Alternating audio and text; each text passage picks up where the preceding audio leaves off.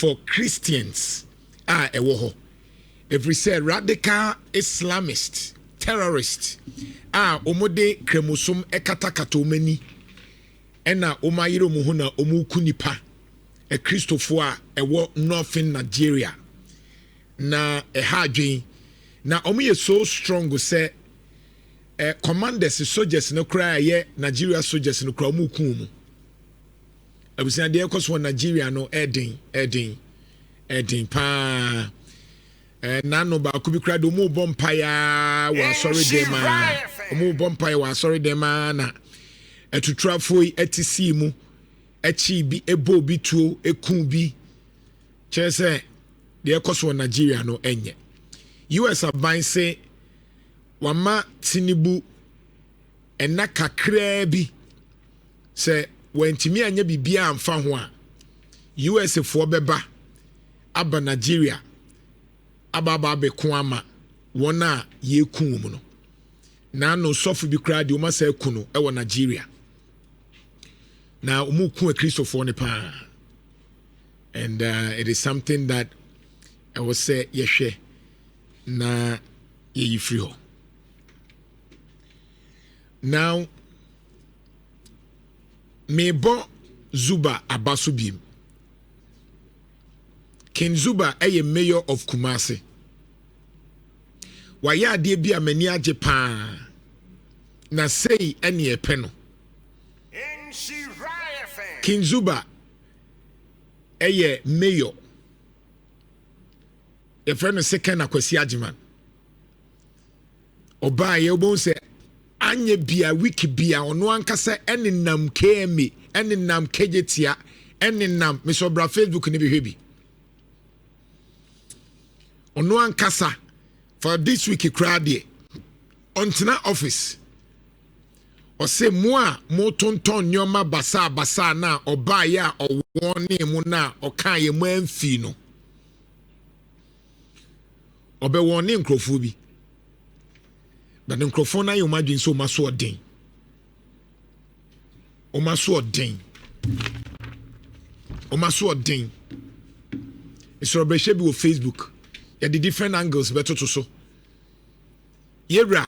Akwasi agiman ofori agiman Akwasi agiman otosu mienu mayor ZUBA enioma menu amani age ewo Ashanti memu ha ne se yera Jo Mahama eyi Dr. Frank Amoakohene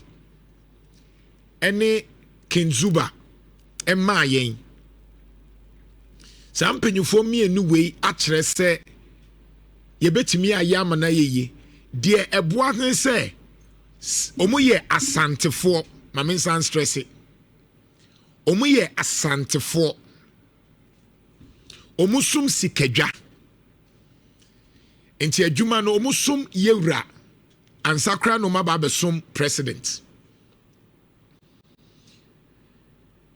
enti mbeso oba Facebook na obehwebi kakra behwebi na mani agene ne se oka kire hajia ba ko se hey hajia ochina me ba bia wuto ukoko ne odi ehuo ni nasefo no free ho when free ho ade achi yen no ba no besesa neoma no nanka wansesa neoma no kran ka mempene ma no yemfa enu ne afi na opa achew King ZUBA asanteman tawachi obi a oye stubborn wo edum ho no wo tumi ye ho adwuma menhia tawachi media houses ye tawachi say ni ehwehwe because Kumasi aso odene ebi aso odene ankasa ya yesa ma Kumasi de bia ye complain na Kumasi at the papa bia ba near the politics akate ani me obi enu obe frame ya ba ha aba be frame say KM mayor 88 aye fa hodie so obe frame ya me kate phone no so say wa be frame say mayor and mayor o maye ntena ba bi eta eho ye tena say ka be twifa wo so a obe frame mayor say mayor obe blame mayor Yeseme nton ade wo kwa ho Kumase edwomni obefiri ni store mu aba beton ewo nyo ekwan mu obeton no wo kwan mu ye de epe ye gina ba bi epe trotro driver onimpa se ni kwan so ogina ho obegina no akoso traffic onfa ho Kumase suban ni bi na meka no Nhyira FM enti wo peso de mra bia ba na manyofo ya ni MPP ni NDC enti Kumase ntimi nkɔ nanim meka no kre na kyerɛ mo Kumase ntimi nkɔ nanim nyina ye bibia manyosɛm ye complaini enso ye mpese de mra ba adwuma Kumase fo mpɛ mra wo de mra ba pɛ na wa ba wo ho aye hi na sebisabo ko bebi a saa ne ye no ema corona na omani su ate no Nhyira FM store no e wasa wo ton store eni kwan so de nyoma ne ba o store no wasa asesa nyoma no asa ba animu na akoso traffic oya de ope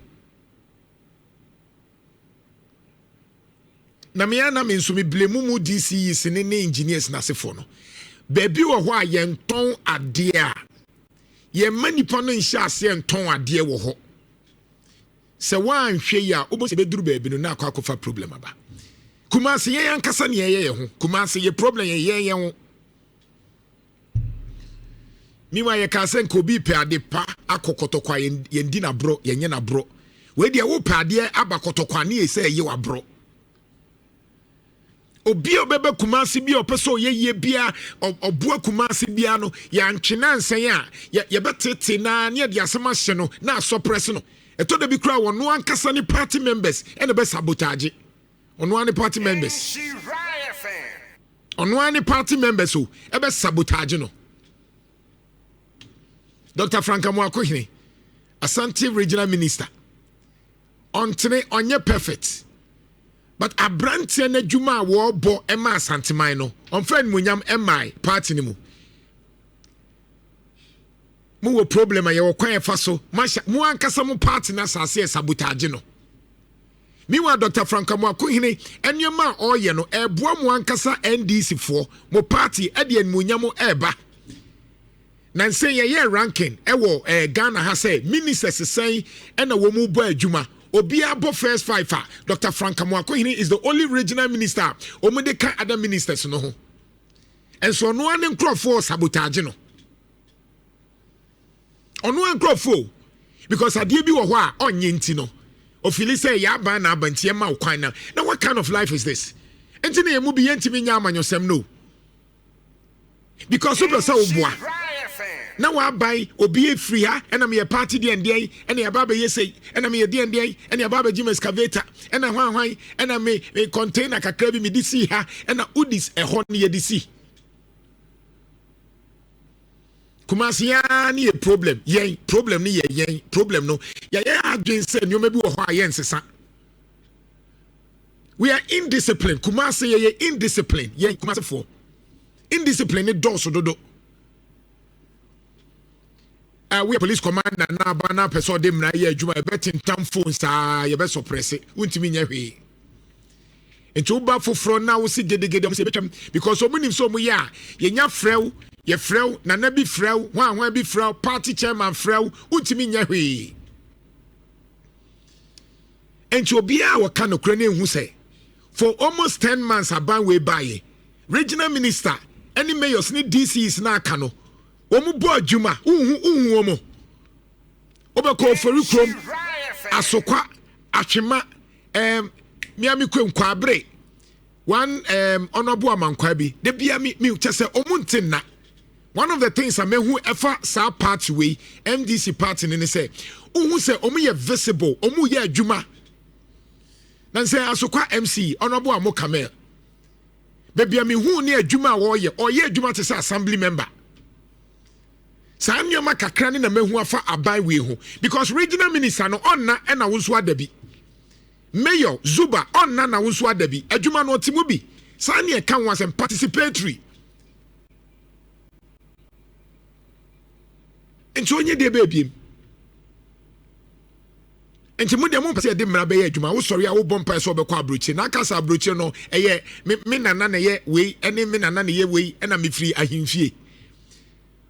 wo ka sa abrochi de me firi ahimfie na tete o man no. Even the monarchy UK the monarchy ohene na wo ho no kra no o de mra na ye adwuma. Enti nano yewra kachre the new regional commander waba osimo bia amfa medin so obi be kachre ose na hwan bia amfa medin nya bibia emranim. And Kumar said one of the challenge ni say ahimfo no kra ampeso mo de mra be ye adwuma ka na wo tim no obetwa insurance so ntwa oso ye ohene o your hini on your lances into a timinya mensia sticker where we there's no law, there's no order because on your hini we were the same on hini ku abrochire pe na wasesa minima de kro but obi a wakọ abrochire pe no se ka ade ni free kotoke kwa nkyerɛkyerɛ ho ni hwehwɛ nimu ne ahomaso tantan bia ye de hyehyɛ afro plane no ase kyese ye kɔ heaven. Teso kaso bia ho a onye dru welcome to Heathrow Airport. Because Germany welcome to Frankfurt, Dortmund. Now fi orderly. All of a sudden, woman no mu omu yiro mu ho e wo Ghana ha je se ye kan yen kabi no orderly. De otutu nru agu basa basa no dru abrochi obi an kan chen all of a sudden no asesa. Because so koye no obi an tu nru agu ho. Adenti na akwa abrochi ra. Nano ranking ba US ranking no ekura muta ye adwuma pa bebre no eye Ghana for. And so the same Ghana ni no ba ha sa attitude one fama.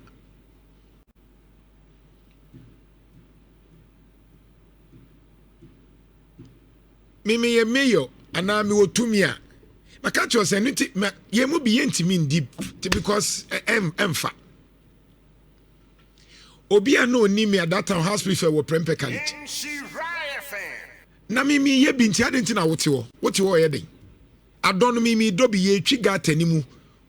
Washroom water closet no me wo bi shanks na me wo bi. Nti wote wo ye den.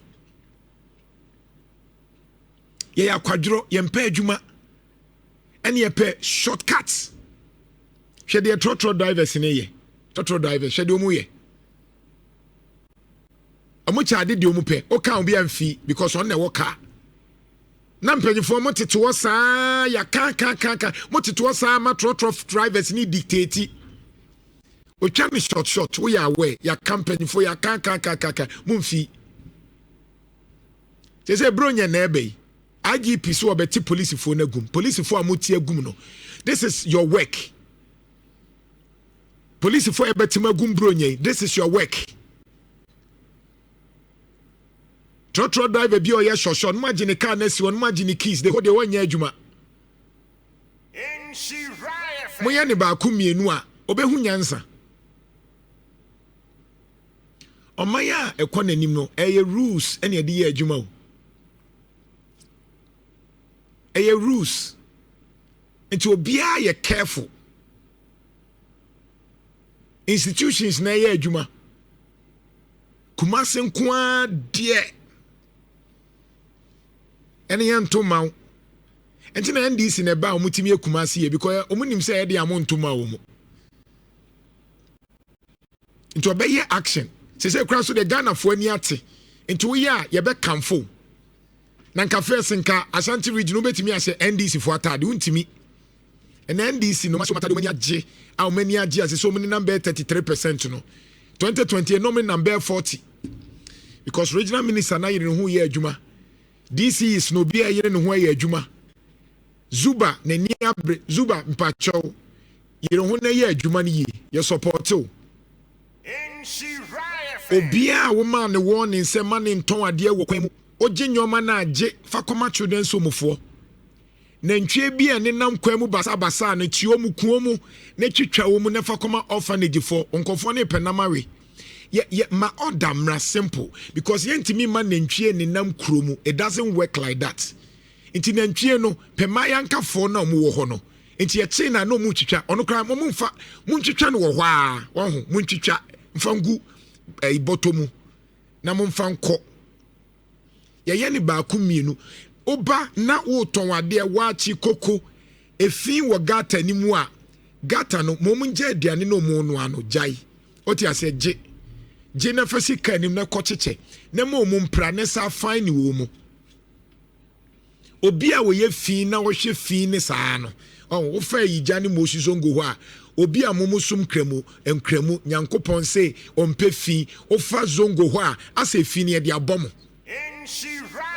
Efi mu via na mo say just say all these things mean okom meka ne Medina eho nya fi kwa santimemu ne kozongo nyina eho efi gata mu no tons no ayare no de akoshe Allah. There's no law and order. Na Friday maka just bojaye eno nti no mu ye de mo peno abroche nya me say mesrew ma me mfra me wo faw uti a wati system ni ye adwuma enti MCs ni DCs na maye no munye adwuma munyine me ho hwe meka ne fe every month every year we need to munya koshe tourism nko $20 billion 20 billion US.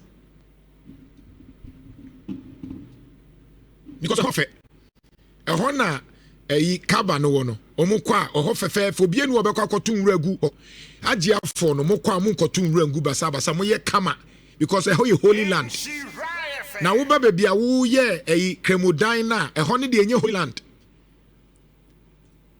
na no me fa yi Japan na bia in kremodan wo na gata mu fi emu ati just em sent na mo frɛ nyame na say how into person bofo ne ba be hira man oma bofo no oma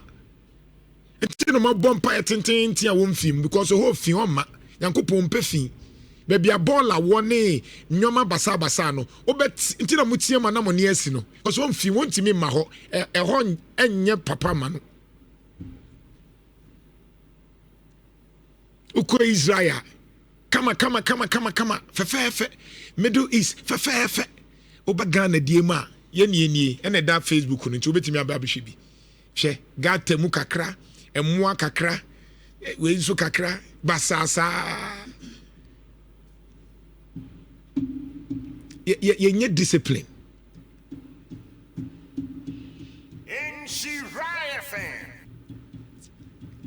enti kinzuba na me bo abaso me hu de oye wo adum ho no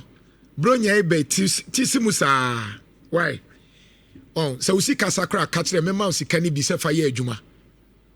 obi obeye rough bia discipline no ewo ho e makedeti enye basa sometimes ufree kesben ho back kedeti obetimi adim be 1 hour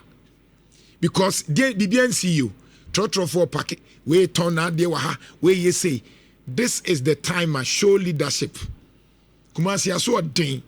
wow ha ntiriyo na boy adwuma yetawachi one regional minister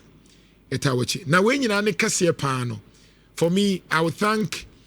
Omo regional chairman na Akwasi because yesanya regional chairman for NDC ononso behind the scenes oboa masa adwuma na akoso nti hu se regional minister ne mpanyfo ne ye adwuma ni nyina na na Akwasi the regional chairman of NDC Nhyira no baby owo bia say ne epe say party national executive na regional executive betimi asori am make sure say ahanye metew ne nkyere otimi say hey yesi nkofo say or the pressure to omu so enti uba nso mu ye adwuma regional chairman of NDT na Akwasi papa ma ka tell mu say ma make sure say ma maintain na party no mu party anya akono wa Ashanti region ye yankofo a omuni abamu o wa abamu kra o ye adwuma and this is the point so obia de ne hu him enti na Akwasi Nhyira ne adwuma make sure say my yire mu hu ye adwuma say the be ya ye to my MPP no ye be sacha ya adwene ato ma NDC 2028 afia nya insurance kakra